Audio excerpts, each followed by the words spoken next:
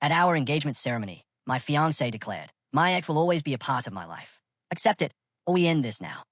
All eyes turned to me. I simply whispered. The absolute horror of standing there, hundreds of eyes on you, as the man you're about to marry declares his ex-girlfriend irreplaceable. And then, to cap it all off, he dares to look you in the eye and say, "If you don't like it, we'll call off this wedding." What the hell would you do? Because let me tell you, what I did next changed everything. It was supposed to be the most magical night.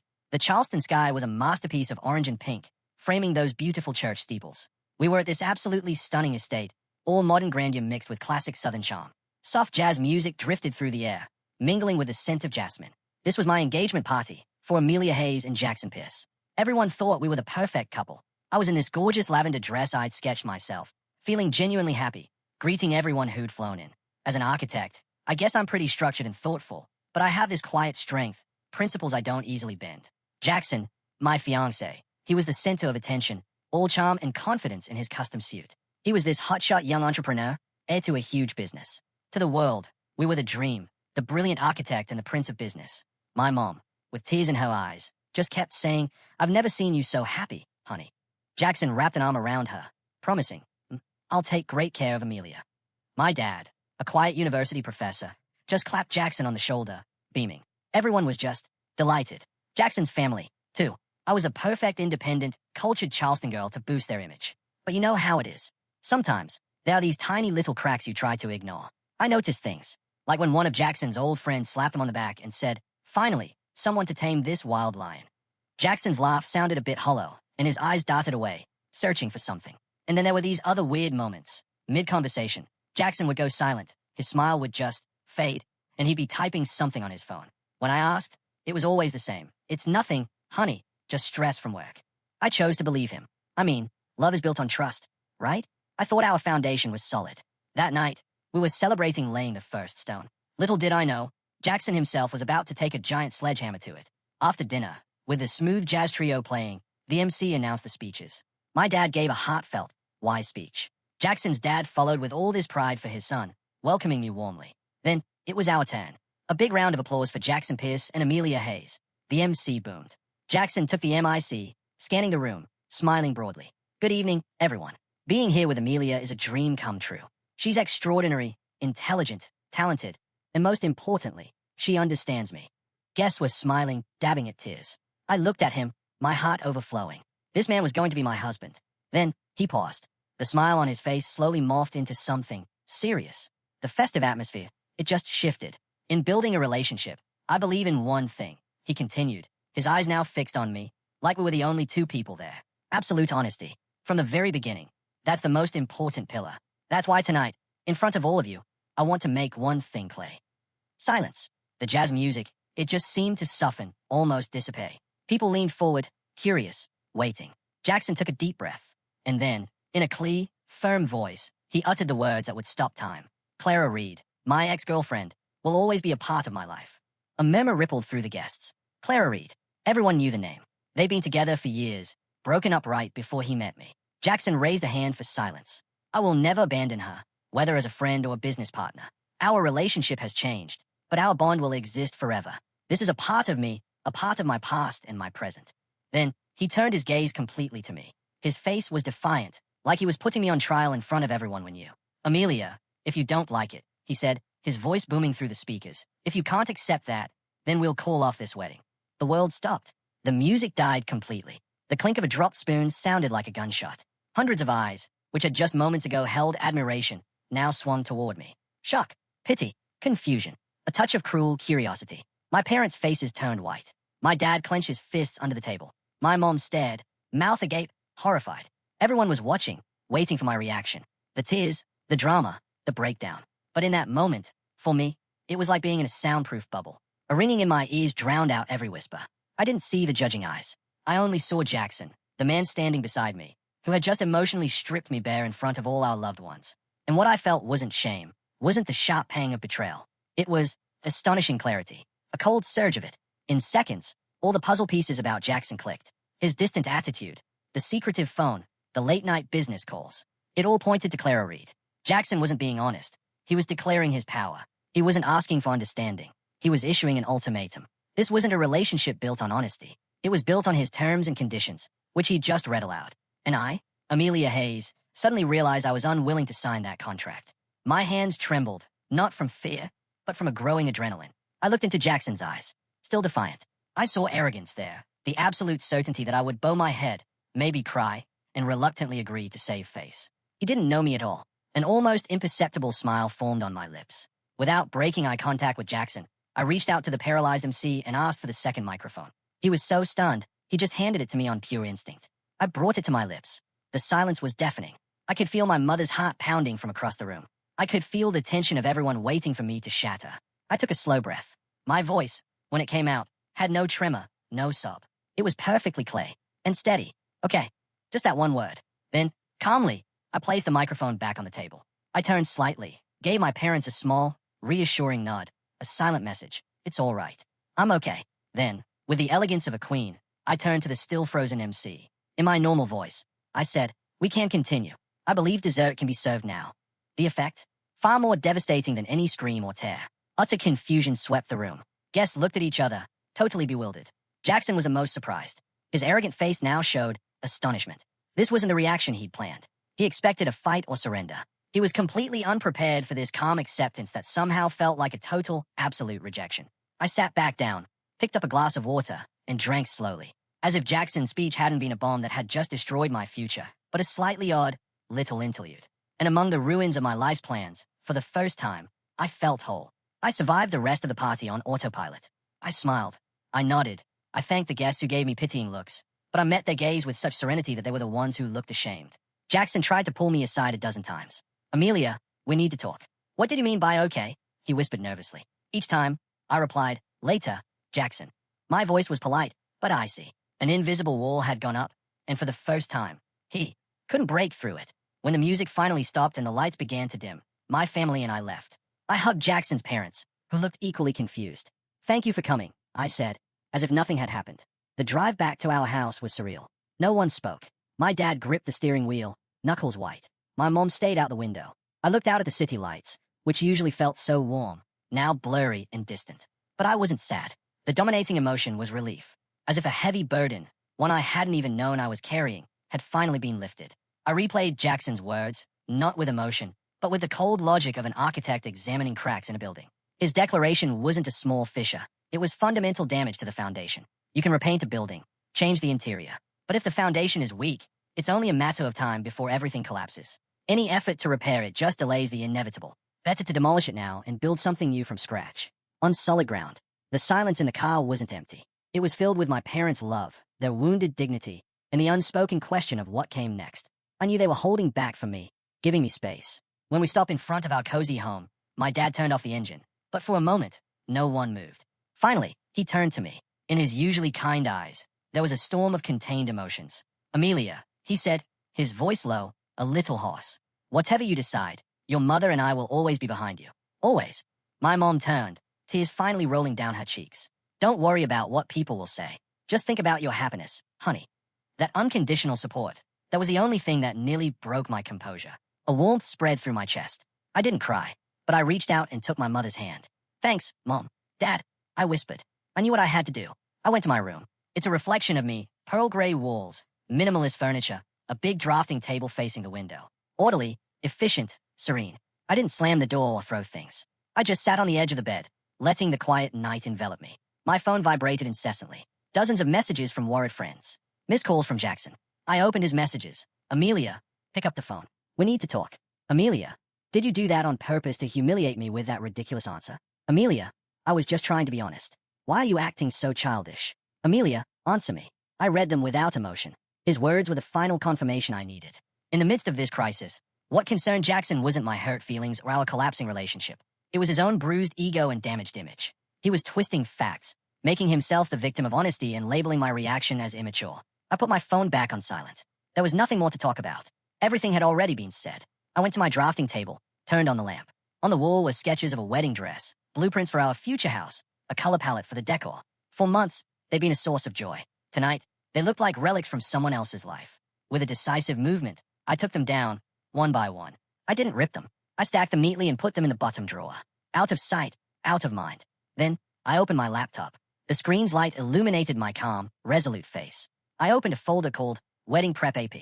Inside were dozens of subfolders: catering, venue, invitations, decor, photographer. I created a new document. Title, Wedding Cancellation Plan. My fingers danced across the keyboard. I drafted emails for each vendor. Polite, professional, no room for negotiation. The wedding to Jackson Pierce was cancelled for personal reasons. I would cover all penalties. As the first church bells called for dawn prayers, I finished organizing everything. I stretched, went to the window. The eastern sky was blushing red. A new dawn. I was at peace. No regret, only certainty. I knew the road ahead wouldn't be easy. Gossip, family drama, a heart to heal. But for the first time in a long time, I felt completely in control of my life. I picked up my phone, opened the contact for the invitation printer. Before hitting send on that first email, I paused. I smiled faintly. My engagement night had ended with an explosion, but from the ashes, I was ready to rebuild my world. On my own terms. The next morning, while Charleston was still waking up, I was already in work mode. I hadn't dwelled on the night before. Instead, I channeled all that raw emotion into energy for action. With a hot cup of tea beside me, I opened that wedding cancellation plan document. The first action was the hardest, contacting Mrs. Davis, our wedding planner. She was incredibly competent and had become a friend. I took a deep breath and hit call. Hi, Amelia. To what do I owe this call so early? Last night's party was wonderful. All the guests were praising the concept. So excited for the final meeting next week. Mrs. Davis chirped, cheerfully oblivious. My heart hammered a little faster, not from doubt, but because I knew the shockwave my words were about to cause. Hello, Mrs. Davis. Thank you so much for all your hard work, but I'm calling to cancel everything. A moment of silence on the other end. Amelia, sorry.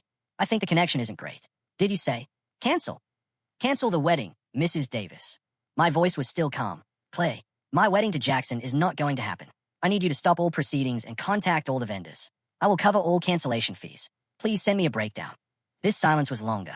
I heard a sharp intake of breath. Amelia, this isn't a joke, is it? Was there a problem? Maybe you can talk it over. My decision is final, Mrs. Davis. I appreciate all your help.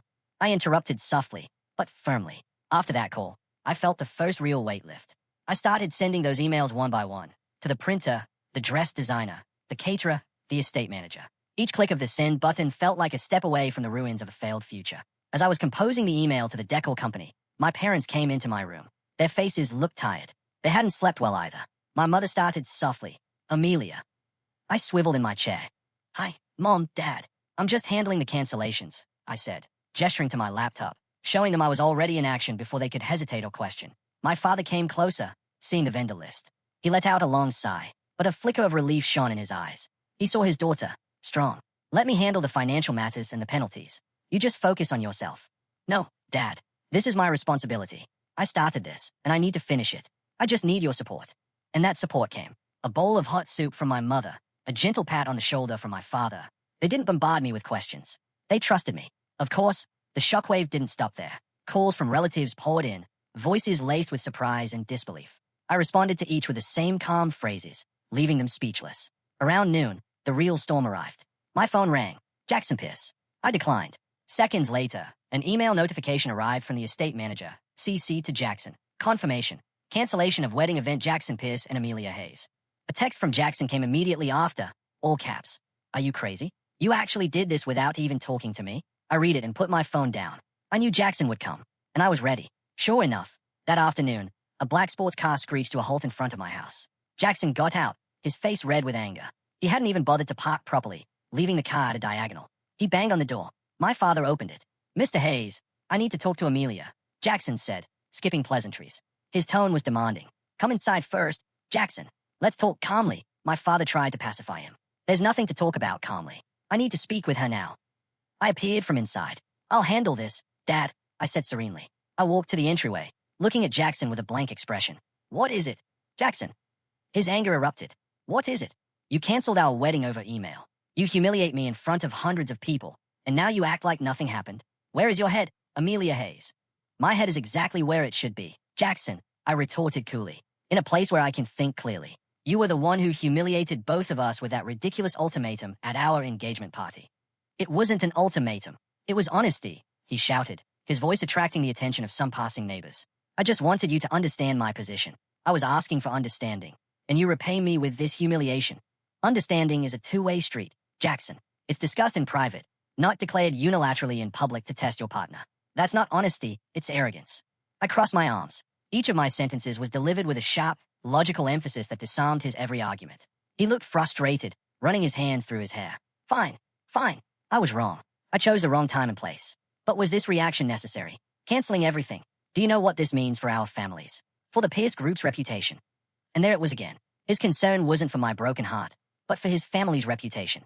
This wedding isn't about your family's reputation, Jackson. It's about my life. And I'm not willing to spend the rest of my life with a man whose heart is still divided. I don't want to be a woman who always has to compete with the shadow of a husband's past. I never asked you to compete. My relationship with Clara is over. Really? Then why did you feel the need to proclaim it as if it were a primary condition of our marriage? Why can't you let her go? Jackson fell silent. He had no answer. Seeing him speechless, I knew this was the end. There's nothing more to say. You should go. Jackson, don't make a scene here. He looked at me with a mix of anger and hurt. So that's it. After everything we've shared. We haven't shared anything yet, Jackson. And I'm grateful we're stopping now before it's too late. I turned around. Goodbye, Jackson Pierce. I walked into the house and closed the door, leaving him frozen on the porch. I didn't look back. I leaned against the door for a moment, taking a deep breath. No tears, only immense relief. The final battle was over, and I had won it for myself. Weeks passed, and the dust began to settle. I deliberately limited my social interactions, communicating only with family and closest friends. I needed space to breathe, time to redraw the blueprints of my life, which had suddenly been wiped clean. To fill that void, I threw myself into what I did best, work.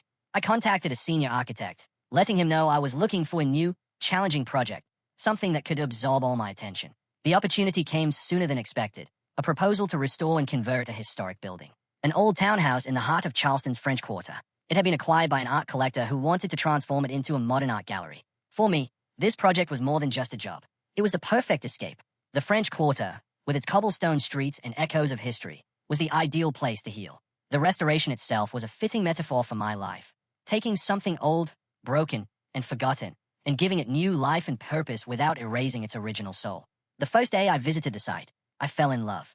The building was in a sorry state, peeling paint, part of the roof caved in, overgrown courtyard. But the structure was solid.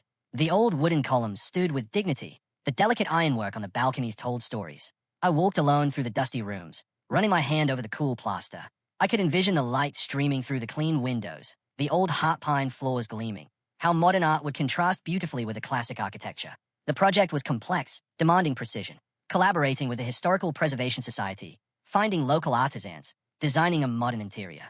It was exactly what I needed, a complex problem to solve, a beauty to create. Amidst the debris of that old building, I began to rebuild my own foundation, brick by brick. The owner of this gallery was a man named Ethan Cole. I'd only communicated with him via email and phone. From our conversations, I'd gathered he was meticulous, with a strong vision and deep respect for history. That day, we were finally meeting in person. I arrived early, making quick sketches in my notebook. Every time I come here, I discover a new detail I missed before. A calm voice said suddenly from behind me. I turned. A man stood in the doorway, silhouetted by the afternoon light. He wasn't flashy like Jackson. His attire was simple, linen shirt, cotton pants. His face wasn't conventionally handsome, but it radiated calm, and his gaze was sharp and observant, like an artist's. Like his name, Cole, he brought a serene atmosphere. Mr. Ethan Cole, I asked, extending my hand. He smiled, shook my hand firmly. Please call me Ethan, and you must be Amelia Hayes, the architect. The sketches you sent me were more impressive than any resume. I was a little surprised by the unexpected compliment. Thank you. I was also impressed by your vision for this place. We spent the next 2 hours walking through the building. Our conversation flowed naturally. It wasn't client and architect. It was two people who shared a passion for art and beauty. We even had a small debate. Ethan wanted to preserve a deteriorated carved wooden mantelpiece for its sentimental value. I argued it was weakened by termites and a structural risk. I understand the historical value, I said, gently tapping the wood. But if we force it to stay, it will fail. How about we create a replica with the same details, using reclaimed wood, and frame the original salvageable pieces as art on the wall? Ethan was silent for a moment, looking at the mantelpiece, then at me. A glint of admiration appeared in his eyes. That's a brilliant solution. You don't just think about function, you respect the soul. I like the way you work. As the sun fully set, leaving a purple glow, we sat on the dusty steps of the courtyard. Ethan seemed to sense a layer of vulnerability behind my professionalism. He didn't know the whole story, but he saw how I kept myself busy, as if work was my only life raft. He didn't ask, didn't pry. He simply said, I'm glad this place is in the right hands. I have a good feeling about this. It's going to be a masterpiece. Those words, purely about my work and skill, felt like a comforting balm to my still weary soul. That meeting gave me a glimmer of hope. This wasn't just a project. It was a collaboration, and for the first time in weeks, I felt I wasn't alone. Though I tried to bury myself in work, the outside world didn't forget me. The echoes of the failed engagement still surfaced. One day, buying coffee, I ran into a distant acquaintance of Jackson's. "Amelia, how are you, honey? I heard about you, too. Such a shame. Really, you seem so perfect together." Jackson seems to be under a tremendous amount of stress lately. I managed a slight smile. I guess everyone has their own path. If you'll excuse me. I left quickly. On social media, I still saw photos of mutual friends with Jackson, laughing at events I was supposed to have attended with him. I felt a small pang of exclusion, a reminder that breaking up with him also meant breaking up with a part of my world. But amidst the unpleasant echoes, the real support felt even stronger. My closest friends never wavered. They didn't pester me with questions, but brought me food, watched movies, or just sat beside me in silence. If you want to be angry, scream. If you want to cry, cry. We're here. My family was my fortress. My father would often stop by the site, bringing lunch with the excuse of checking on the building's progress. My mother quietly made sure my room was tidy, my needs met, creating a space where I could focus. These genuine, selfless supports became my new foundation. I realized I had been so focused on building a future with one person that I'd almost forgotten I already possessed a solid structure full of people who loved me unconditionally. That afternoon, I stood, alone on the second floor of the gallery, watching the sunset paint the Charleston sky. A month had passed since that night. The road ahead was long, uncertain, but for the first time, I wasn't afraid. The rubble around me no longer seemed like the end of everything. Rather, it seemed like the beginning of something much more honest and strong, something built with my own two hands. The restoration project was progressing faster than expected. Under my meticulous supervision, the old townhouse was regaining its charm. The site became my haven, a world where I had complete control, where logic and creativity merged. But one hot afternoon, that harmony was broken. A familiar black sports car pulled up, kicking up dust. Jackson Pierce. He looked very different from the arrogant man I'd last seen. Disheveled hair, gaunt face, wrinkled suit. He carried a large bouquet of white lilies, my favorite. I was discussing something with the foreman, but instantly, a knot formed in my stomach. I signaled for the workers to continue and walked toward him, a determined stride. "Jackson, what are you doing here?" "This is my workplace," I said, my voice low and sharp. "I know. I just wanted to talk," he replied, offering me the flowers. I didn't accept them. I just looked at him, waiting. "Amelia, I'm a wreck without you," he continued, his tone desperate. "Everything is a mess. My work, my life. I can't focus. I was wrong. I know I was wrong. I should never have said that." It was the first time I'd heard Jackson admit a mistake, but it didn't feel sincere. It sounded like the wail of a child whose toy had been broken. "I'll change, Amelia. I promise. I'll fix it with Clara. I'll draw a clear line. Please, just give me one more chance," he begged. Just as I was about to respond, Ethan Cole came out from inside the building, 2 bottles of water in hand. He stopped when he saw the scene. He didn't approach, but stood in the doorway, giving me space.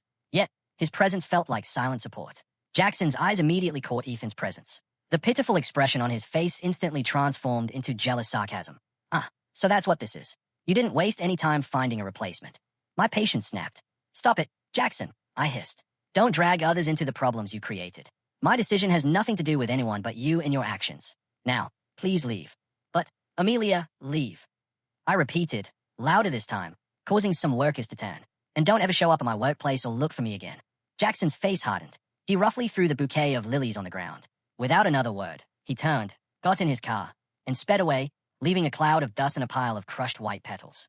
I closed my eyes for a moment, trying to calm my racing breath. Ethan slowly approached, offering me a water bottle. "Are you okay?" he asked softly. I nodded, accepting the water. "I'm okay," I replied, and I realized I truly was. The interruption from the past no longer had the power to ruin my day. The incident at the worksite left an uncomfortable residue. I realized that as long as the name Clara Reed remained a mystery, that shadow would always be present. I needed closure, as if fate had heard me. The next day, I received a message from an unknown number. "Hi, Amelia Hayes. This is Clara Reed. I heard Jackson came to your workplace yesterday. I think there are some things we should discuss for both our sakes. Would you be willing to meet?" I hesitated, but curiosity won. This was my chance to get answers directly from the source. I agreed. We met at a quiet tea shop downtown. Clara Reed was already there, elegant, professional, beautiful, but with a hint of weariness in her eyes. No hostility. "Thank you for coming," Clara said after we ordered. "I wanted an explanation, too," I replied frankly. Clara smiled faintly. "I won't waste your time. Jackson and I have a long history. That's true. But our romantic relationship ended over a year ago, long before he met you. The problem is, Jackson never quite learned how to be emotionally independent. He still relies on me for validation, for business advice, for an ego boost. I've tried to distance myself, but he always finds a way to pull me back in. whether with the excuse of business or friendship. Honestly, I'm exhausted. I listened, absorbing every word. The declaration he made at your engagement party, Clara continued, her eyes meeting mine with regret. He did that without my consent. I was as shocked as everyone else when a friend told me. It was Jackson's way of taking control, of proving he could have it all, you as his future, and me as his safety net. It was deeply unfair to you, and to me. Then, she showed me her phone. A picture of her and a man, both smiling. I'm engaged to someone else, Amelia. I'm trying to move on with my life, too. But Jackson keeps making things complicated. This was a turning point for me. I had imagined a complicated love triangle. The reality was much simpler and sadder. It was the story of an immature man holding two women hostage in the drama of his own ego. I understand, I said finally, relief in my voice. Thank you for being so honest with me, Clara. Thank you, Clara replied. At least now you know this was never about you not being enough. It was all about him not being mature enough. I left the tea shop feeling lighter than ever before. The last fog had lifted. I was truly free. The following days felt brighter, freed from the weight of doubt. I dedicated myself to work with renewed vigor. Progress on the art gallery accelerated. My relationship with Ethan also deepened. We were a solid team, able to understand each other with just a glance. One afternoon, as we supervised the installation of the glass roof structure in the courtyard, the clear Charleston sky suddenly darkened. A strong wind, a few raindrops, quickly turned into an intense summer storm. Workers rushed for shelter. Ethan and I were trapped in the main, already roofed space of the gallery, watching the rain dance on the fresh concrete floor. The sound of the torrential downpour created an intimate, peaceful atmosphere. Rain always has a way of forcing us to pause, Ethan said, breaking the silence. He turned to look at me. You seem different these last few days. Lighter. I smiled. I've let go of a weight, I responded. I didn't feel the need to go into details, but I wanted to share the feeling. I just got the closure I needed. A long chapter of my life has completely closed. Ethan nodded with understanding. He didn't press. Instead, he looked at the rain. When my old gallery failed, I thought it was the end of the world. I blamed everyone, the circumstances. It took me a long time to realize that failure gave me the chance to stop, see what went wrong, and rebuild in a better way. Like this building. I looked at Ethan. He rarely talked about himself. Hearing a bit of his past made me feel more connected. We were both, in our own ways, people who were rebuilding. Sometimes demolishing something is just as important as building it, I replied softly. Exactly, Ethan said, because it gives you the chance to build a stronger foundation. We fell back into silence, but this time it was filled with meaning. It was just the two of us and the soothing sound of the rain. In the middle of a still unfinished building, I felt I had found the most solid shelter, a place where I was understood without needing many words. Just as Clara had predicted, without her as his unofficial advisor and emotional sounding board, Jackson's business empire began to show cracks. Ruled by emotion and a bruised ego, he made a series of poor business decisions. He became aggressive in negotiations, offended longtime clients, ignored his team's advice. The news reached me through an old friend in the same industry. A major real estate project Jackson was developing in New York was on the brink of collapse. Reason, chaotic project management, and the arrogant attitude of its leader. I felt no satisfaction, only a vague sadness at seeing someone self-destruct. That night, waking late in my studio, I received a call from Jackson.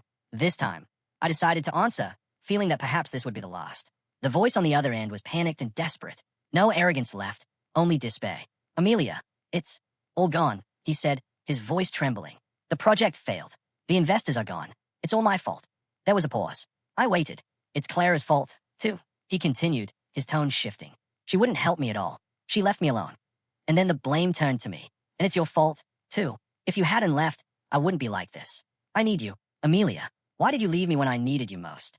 I listened calmly to the entire chain of accusations. Before, those words would have hurt me. But now I heard them as the voice of a stranger drowning in his own problems. Jackson, I said, my voice gentle but firm.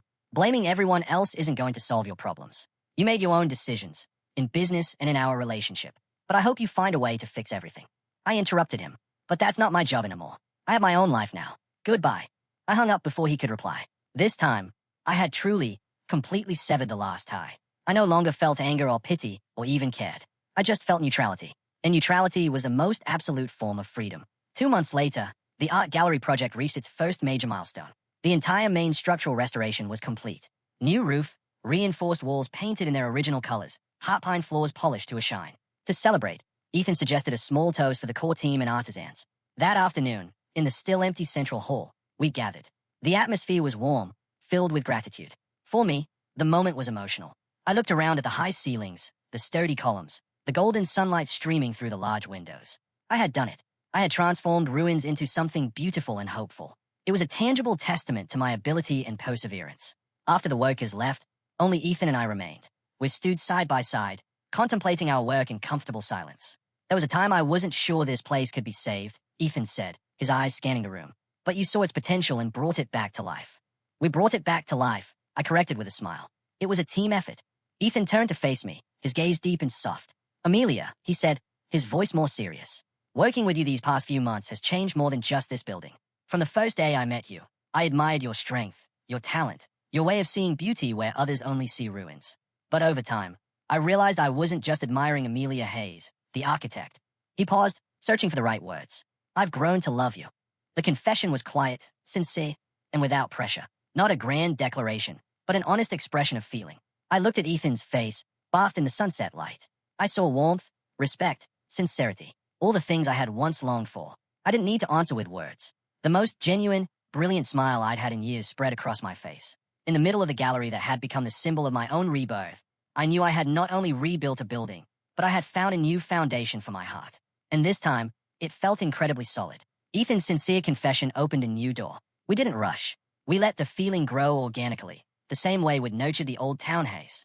We were no longer just architect and client, but two souls creating something beautiful together. Our days were filled with happy activity. We spent hours at the project site, debating paint colors, discussing lighting.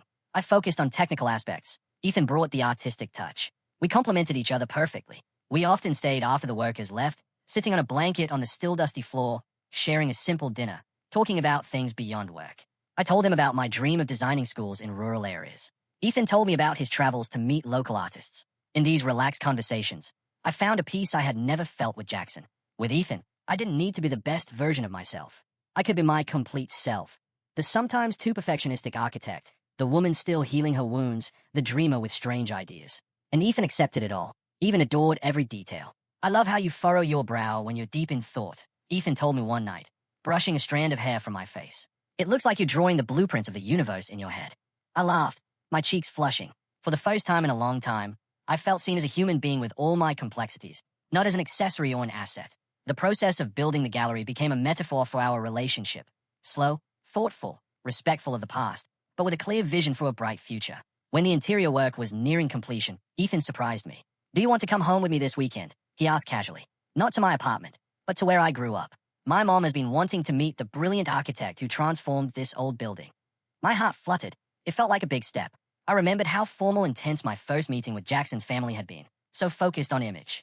But seeing Ethan's warm gaze, I knew this time would be different. Ethan's mother's house was in a small town known for its artisans. A modest wooden home surrounded by a lush garden. On the porch, a middle-aged woman with a kind smile was painting pottery. Mrs. Cole. The meeting wasn't awkward at all. She greeted me with a warm hug, as if I were an old friend. She didn't ask about my background or education. Instead, she enthusiastically asked about the gallery restoration and my philosophy for choosing materials. Amelia, you've saved the soul of that building, Mrs. Cole said as she served hot tea. Thank you. That building was my late husband's legacy. Seeing it come back to life is the greatest happiness for us. I spent the day chatting comfortably, learning a little about pottery, listening to stories of Ethan's childhood. I could see where he got his serenity and love for art. In that simple, warm home, I felt unconditionally accepted. I wasn't a future daughter-in-law being evaluated. I was a cherished guest, appreciated for being who I was. As we were leaving at sunset, Mrs. Cole took my hands. Take care of my son, please. Since he met you, his light has started to shine brighter again. On the way back, I was silent, my heart full. I looked at Ethan, concentrating on driving. The man beside me wasn't just a partner. He was a home, a solid foundation built on sincerity and the warmth of a family. A few weeks before the gallery's grand opening, I received a message from Jackson. It was short, and in a completely different tone. Amelia, could you give me a moment of your time for the last time? There's something I need to tell you in person. I promise I won't bother you. With my heart now calm, I agreed. We met at the same tea shop where I had met Clara. The Jackson who met me was a completely different person. No trace of arrogance. He was thinner, quieter, and there was a maturity in his eyes that didn't exist before. He ordered a black coffee, not an expensive drink. Thanks for coming, he began. I won't take long. I just wanted to do something I should have done a long time ago.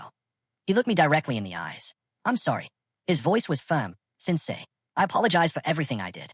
For my words at that party. For my ego. For my immaturity. I ruined something good because of my foolishness, and it's taken me months to realize it. He briefly shared that he had lost his business, but that it had become his turning point. He was trying to rebuild it from scratch, in a more honest way. He also said he had cut all contact with Clara and wished her happiness. I hear you're happy now, Jackson continued with a faint smile. I'm glad. Truly, you deserve the best. I felt the sincerity in his every word. The last weight, one I wasn't even aware I was carrying, finally lifted. No more anger, no disappointment, only peace. Thank you for your apology, Jackson. And I accept it, I replied. I hope you rebuild a better life for yourself, too. We shook hands, a handshake that closed a chapter peacefully and maturely. When I left that tea shop, I knew the story of Jackson Pierce had truly become the epilogue in the book of my life. The gallery project was 100% complete. The building now stood, majestically, a perfect blend of old-world charm and new-world spirit. To celebrate before the official grand opening, Ethan took me to one more place. There's one more spot I want to show you, he said. A place where I always find inspiration to start something new. He took me to White Point Garden. When we arrived, the afternoon sun was setting, bathing the park and its historic monuments in a golden light. Magical, sacred. We walked among the old oak trees, talking about history, legacy, and the things that endure. As the sun nearly touched the horizon, painting the sky with purples, oranges, and reds, Ethan led me to a spot with a perfect view of the harbor. He stopped and turned to me. He didn't kneel. He simply took both of my hands in his warm ones. Amelia Hayes, he began, his voice soft, but full of emotion. Our story began at sunset in an old, nearly ruined townhouse. Then you came and transformed it into a place full of light and hope. You've done the same for my life. My eyes began to fill with tears. I want to spend every sunset and every sunrise of my life with you. I want to build something with you that endures, not of stone, but of love and respect. He continued, pulling a small box from his pocket. Inside was a simple but exquisitely beautiful ring with a delicate detail engraved on it, inspired by the ironwork of the gallery we had restored. He had clearly designed it himself. Will you marry me? In the majesty of a historic park that had witnessed thousands of sunsets, with my heart full of happiness, I answered with a trembling voice, yes, I will, Ethan. The night of the gallery's grand opening was a spectacular celebration, not of empty luxury, but of soul-deep richness. The space was filled with artists, collectors, friends, and family. Soft jazz music mixed with laughter and warm conversations. Every piece of art on display seemed to sing, celebrating its new home. The gallery's name was Renaissance, symbolizing its new beginning. I stood in the middle of the crowd beside my fiancé, Ethan, dressed in an elegant ivory gown. My face radiated a happiness I couldn't hide. My eyes scanned the room, taking in the dreamlike scene. My parents stood in a corner, watching me with pride. Across the room, I saw Clara Reed, who had attended with her fiancé. We exchanged a brief, understanding smile. That night, I gave a short speech. I spoke of the philosophy behind the restoration, of respecting the past to build a stronger future. When I thanked the team, my eyes met Ethan's. Everyone in the room could see the love and admiration that flowed between us. Later, as the event was in full swing, Ethan and I slipped away to the courtyard, now a small garden under the glass roof. From there, we could see the full moon shining brightly. I took a deep breath of the cool Charleston night air. I remember my engagement party a year ago. The humiliation, the confusion, and the cold decision I had made at the end of that night. Okay, that one word. It wasn't a word of surrender. It was a word of beginning. The one that opened the door to my real life. I had weathered the storm, demolished the faulty foundation, and with patience, rebuilt everything from scratch. Ethan put his arm around me. Look what we've built together, he whispered. I smiled and leaned my head on his shoulder. My name, Amelia, means work and striving. After a long and dark eclipse, I was finally shining again, not with a borrowed light, but with my own complete and radiant self. And beside me was Ethan, my steadfast, my constant, who wasn't trying to dim my light, but would always be there to join me in every sunrise and every sunset. What would you have done if you were in my shoes at that engagement party? Have you ever had a moment of such astonishing clarity? Tell me what you think. I really want to know.